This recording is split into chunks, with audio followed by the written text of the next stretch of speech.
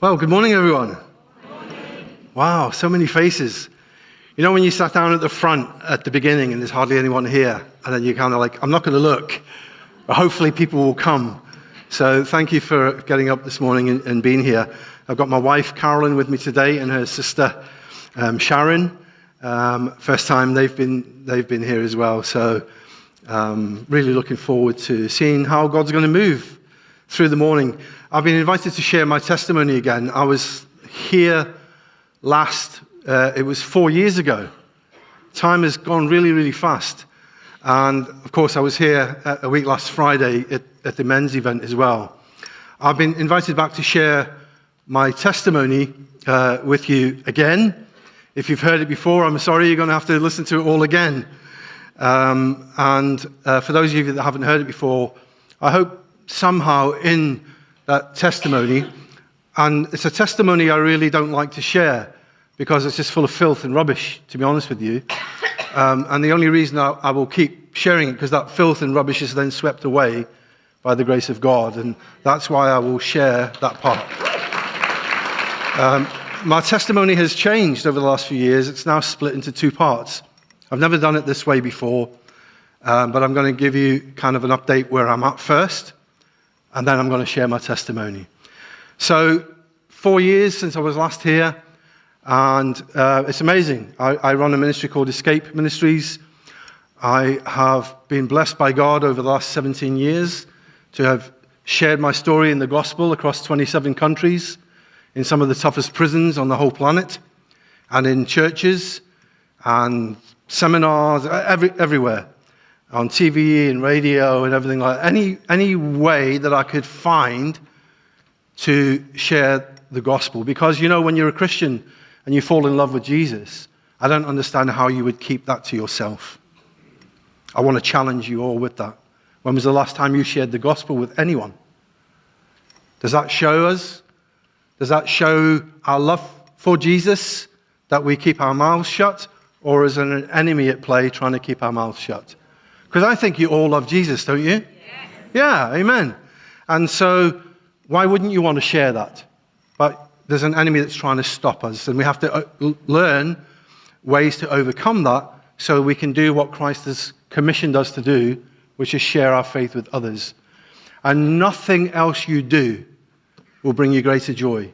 No matter how many times you come to church, no matter how many Christian conferences you go to, no matter how many prayer meetings or Bible studies, the devil's content with all of those things as long as you keep your mouth shut. So don't give him victory. Okay, I want to challenge you in that first of all.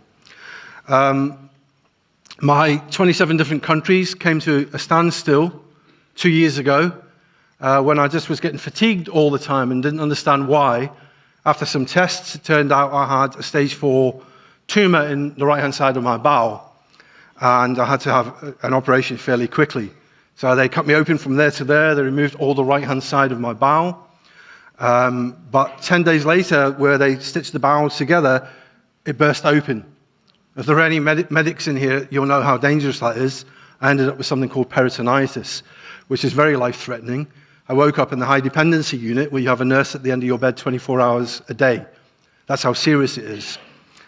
I always laugh and joke when my wife came to see me the first time she was allowed during COVID, and I was lying on the bed. I was like this, and I had tubes coming out of everywhere, another one down my throat, and a big thing in my neck, and I looked like in an awful state, but typical bloke, you know. She came in, she turned around, she saw me, and she just burst into tears as she approached me. She's crying, and I went, "What are you crying for?" She went, "Have you seen yourself?" I was like, "No."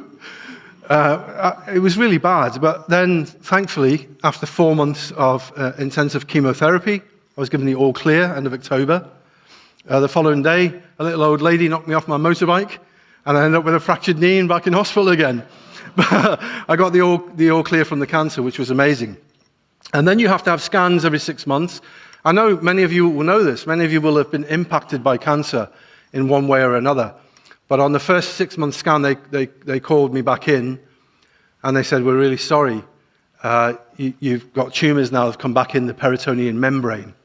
Now that membrane They call it a curtain, and all your bowels live in there. And that curtain stops the rest of your body being infected by bacteria. And so it's a very, very delicate place to have a tumor. They said there's a very, very slim chance you can have an operation because it's so delicate. Probably not going to have it. You've got 6 months to live. And so that was last year. They said I probably wouldn't make it to last Christmas. So my wife and I, we went off to Northern Ireland, a little retreat, and we prayed. We came home, and then a surgeon in Basingstoke got in touch, and he said, I can do that. And so I went back in again. They cut me open. Oh, this time, after the second one, I had a stoma bag here on the side as well for a year. But I went back in and had a major, major operation. 10 hours under the knife, 27 hours under anesthetic, stoma reversal, and they scraped the cancer out.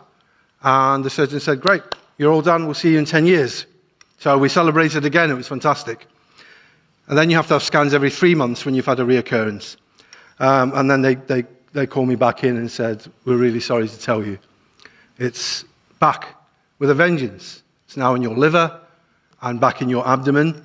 And you have a certain period of time to live. And you'll be on palliative, it's not curable, you'll be on palliative chemotherapy. So for the last 14 months, I've had chemotherapy every 2 weeks.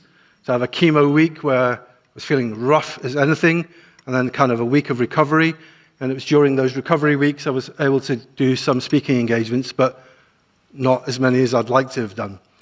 And so that's how it's been going.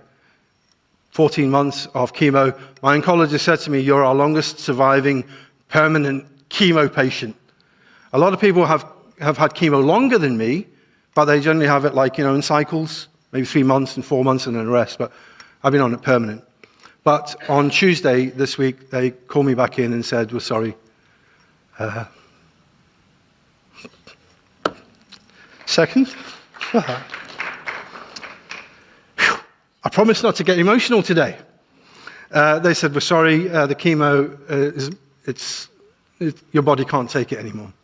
So we're going to have to stop the chemo. So you've got about 6 months.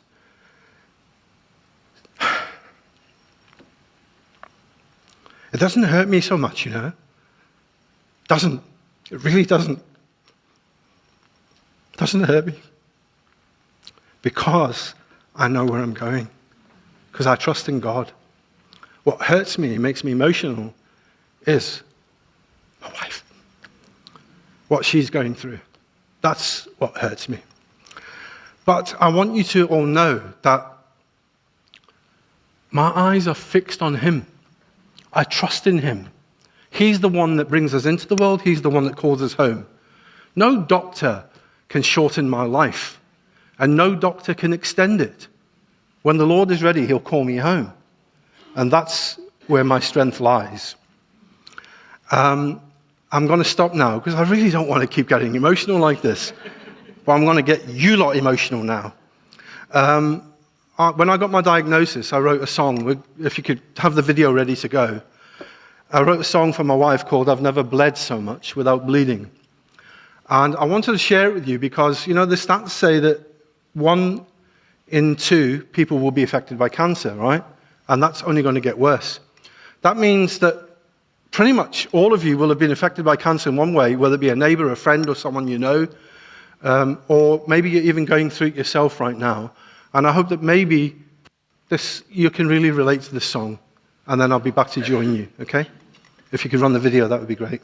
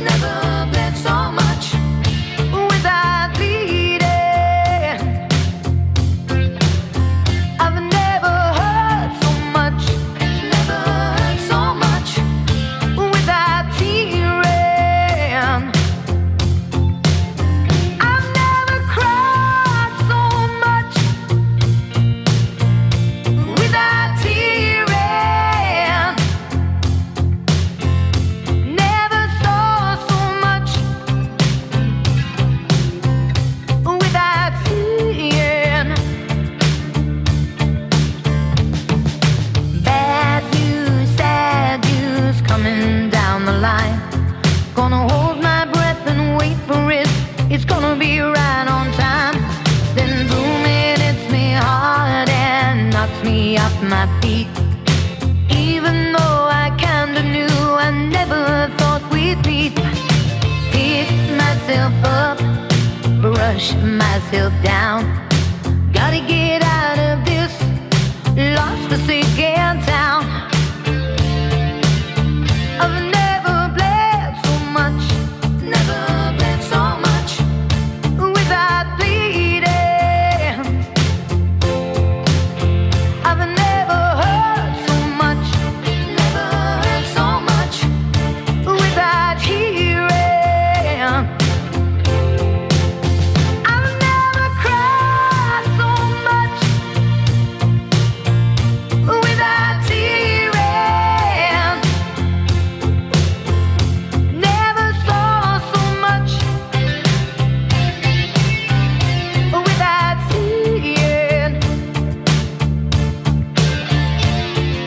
Trying to be strong for my baby, but seeing her pain is driving me crazy. Missing her in a dance is making me numb. Knowing that death is waiting to come. My heart's aching like it's been torn. Feels like I'm in the eye of a storm. Bled so much, never bled so much without bleeding. I've never hurt so much, never hurt so much without hearing. Holy Spirit will be there in her grief and ease her burden. What a great relief. I wait patiently for that day when she joins me in the heavenly way. Eternity spent with the Lord. What a gift, what a reward. I've never bled so much. I've never bled so much. I've never wept so much without